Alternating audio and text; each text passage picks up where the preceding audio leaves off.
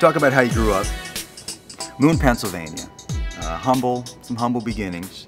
Your father, Vincent, worked at the Pittsburgh airport. First he was working for a refueling company, then as a baggage handler. Your mom, Donna, worked in the cafeteria of the local junior high school. You had two sisters, but the house had 2 bedrooms, so you got the hallway. That's where you slept. What was it about that environment and how you grew up that gave you such incredible drive? Because you have, a legendary, really, drive to succeed, regardless of whether it might rub some people the wrong way, and you know that it has. But you came out of that with almost a manic desire to really be a high achiever. Why? Well, as you go along with life, it starts changing. The beginning becomes you're trying to survive. Then you're trying to establish what you are, and then there's a point in your life that it shifts to everyone else. How do I leverage what I have to add value to everybody else's life? And that's when it's kind of a downhill run. And it may appear as manic, driven. Well, first of all, you're trying to survive. I didn't have a basement to go back to. Like, if we didn't make it in what I was doing, I was going to have to do something else. My daughter, Erin, is the one that got cheated in all this because she was 1 when I went to UMass, and during that time, those first 4 years, I was home never. I'd go to the office, it was still dark, I'd come back, it was dark. And she's forgiven me, she's now 27, she's forgiven me for it, but that was what happened. But where I grew up, my dad was a grinder, double shifts. He'd take me to work and they'd be a team. So someone cooked and everybody covered for the guy that was going to cook. So there'd be sausage and onions and peppers.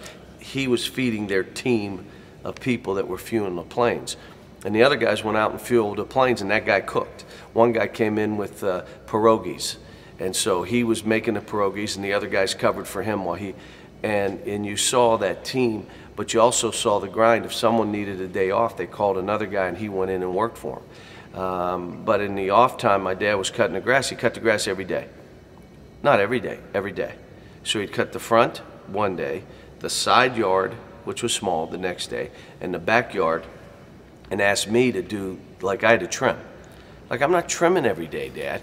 And he'd do the, these, not the zzz, no, these, you get on your hands and knees and you're cutting. But that drive and the energy he had to work, yet always would be touching, like he'd drive by a house, the same guy every time, hit the horn.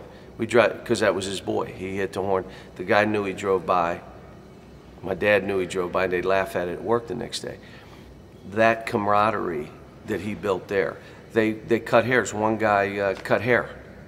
Like, one time he tried to cut my hair. I went nuts. He had my, oh my gosh. I said, I will never go back. Johnny Busick, I still remember his name, 50 years ago. But there's a pride, even as you're grinding, you're taking pride. Be the best. You know what? My grass is going to look clean. Be the best at whatever your job is. You're going to be the best at what you can be. Whatever you're going to do your absolute best. But the other part of it is you can't do anything by yourself. The success I've had has been based solely, and my staff and I talked about this the other day.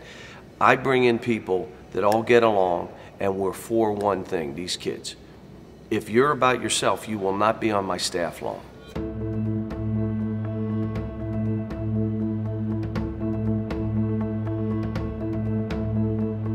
Why do I hire former players? Because they already know what it will be like.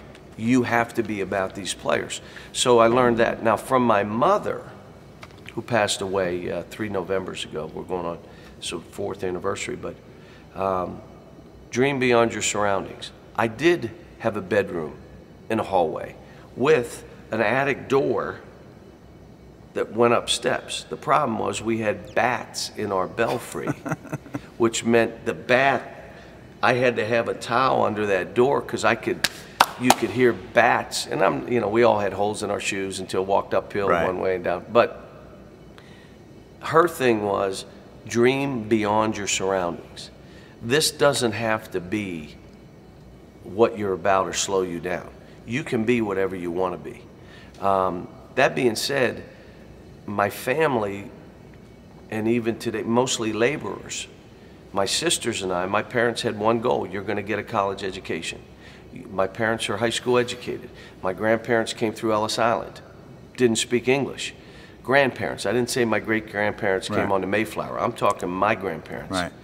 So now all of a sudden you're like, wait a minute, how in the world did you even dream about a college education? Because my parents, that was it. I don't care how you do it, what we have to do, we'll sell this house, you will be college educated. And I like those pillars because one is saying dream as big as you can, the other one's saying you better work your tail off. And it was kind of, I was fortunate that way. My mother wouldn't take crap from anybody. I mean, like she was, she would say what was on her mind. Maybe that's what I got from her. I speak my mind. Calipari can blame her.